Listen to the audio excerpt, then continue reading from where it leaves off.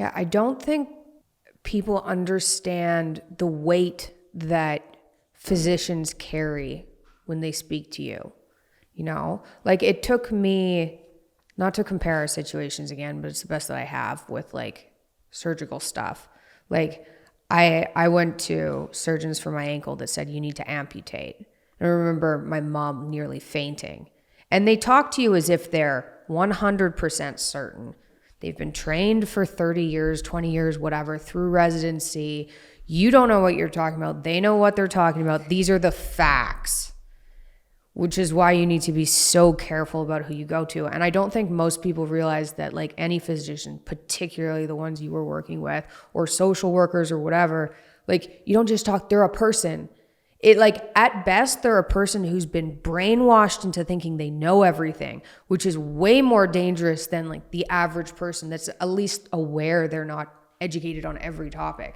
I'm not a fan of like, not a fan. It's so dangerous. Statistically, it's dangerous. And like people don't realize that. They're like, no, they're trained.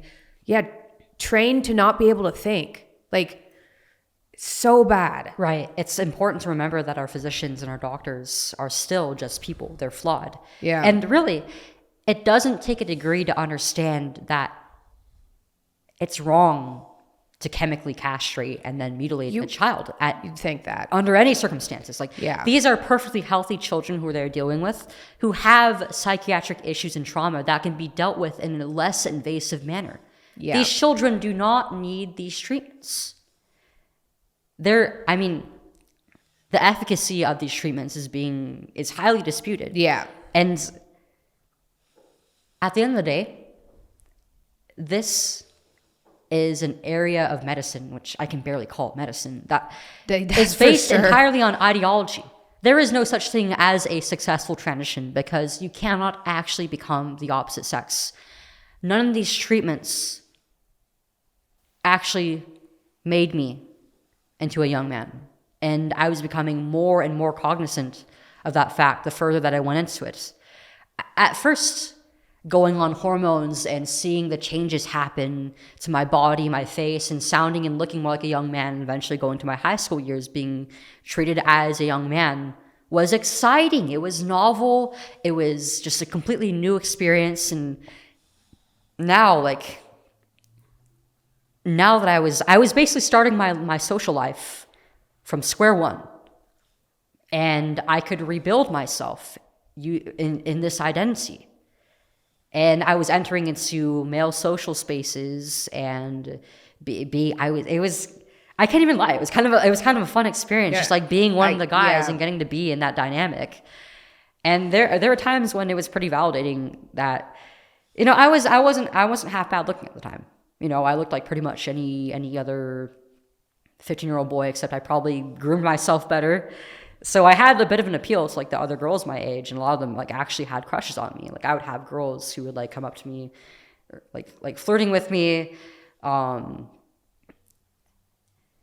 it was like I'd never had anything like that before. And like I'm completely straight, but in a sense, like I was kind of like climbing up the female social ladder in a really strange way. Like I was kind of exiting like out of all the unhealthy dynamics, but like I'm a woman. So I understood like all the, like I understood like what gets girls. Oh, it's so dark. So it was like, it's so dark, but yeah. Like I had the looks of a young man, but I also had like the natural feminine essence of a woman. And I feel like when you're a girl that age, like you're kind of attracted more to softer men. Yeah, probably. Yeah, that makes sense. Eventually, though, like I started realizing, wait, this is like actually like I'm not attracted to these women. It's more of a nuisance than anything at this point. And my actual dating pool is like really small. Like the men who I was interested in never returned feelings, obviously, because I looked like a guy. They're straight. It didn't matter that I was actually a woman. But the men who were would often... There's a term, tranny chasers, for people who have like a fetish for like transgender people. And I got a lot of people who were like that. Like I passed pretty well as the opposite sex, and for the most part, like nobody other than like the people I went to like elementary and middle school with knew that I was actually a woman. But upon like realizing this, I would have some people saying like, I could tell that they had some really gross intentions. They didn't like me for me. They didn't value me as a human being. I was just a fetish, something for them to throw away.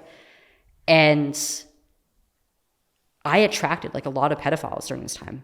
Like there were a lot of grown men online, and even like people like who like just graduated from school while I was in my freshman year, like even while I was still in middle school, who were like trying to go after me. It was horrible.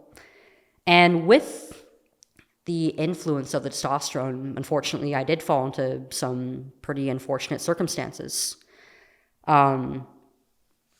So as women, we have these instincts around our sexuality. We're made to be the more choosy sex in terms of our partners and who we court and marry or choose to have sexual relationships with, because we carry most of the reproductive burden. Now, when you put a woman on testosterone, well, it's a sex hormone, so obviously it's going to change her behavior, her way of thinking, and her sex drive. With those instincts completely melted away from me, and with the intense high sex drive, like I was constantly, it made it so that sex basically became like a hyperfixation for me. And like all of my friends during this time were like hypersexual and like already getting to relationships or like hooking up, and I felt like I had to like play catch up with them. I thought like, because of the culture, the hypersexual culture that I was growing up in, that I was inferior for not partaking in that. Yeah. That being said, like there were times when it got really close, and like I was actually being groomed by adult men on the internet who were like planning to like physically meet up with me in my hometown, and even like rent out hotels for a day. Oh my gosh. It was horrible. What are these forums? Is this just like on regular social media, or is this this was on on regular social media, yes. Primarily Instagram. I even had like some older friends who were like sending like men my way. Yeah. It was just a horrible situation that I was in. I could have gotten seriously hurt. I could have gotten trafficked for all I know. I thank God that, I mean, it was already kind of a traumatic thing to happen for me. But the fact that nothing actually happened, that I wasn't actually taken advantage of physically, I'm very thankful of. But I started to realize the toll that all this was taking on me as I got older. Yeah, reflecting on not only like how ballsy it made me, what with these experiences with being groomed by adult men, and also like the changing dynamics socially. Eventually the fun of being seen as a young man just went away, and it was just another part of my life.